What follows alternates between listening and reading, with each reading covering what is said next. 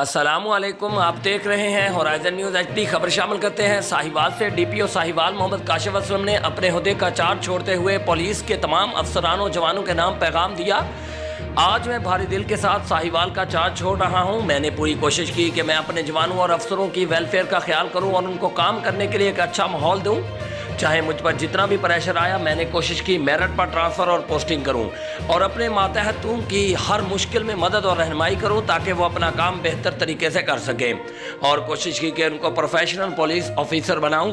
मैं बिल्कुल अपने काम से मुतमिन हूं, मेरा ज़मीर मुतमिन है। मैंने बहुत मेहनत की और हमेशा मेरिट को तरजीह दी और अपनी सलाहियत से बढ़कर काम किया। ट्रांसफ़र पोस्टिंग पुलिस सर्विस का हिस्सा है। मैं साहिवाल शहर और अपनी अच्छी टीम को मिस करूँगा। मैं जनाब आरपीओ साहिवाल का शुक्रगुजार हूं, जिन्होंने मुझे हमेशा हिम्मत और सपोर्ट दी। Report Aamir Suhail, city reporter, horizon news HD.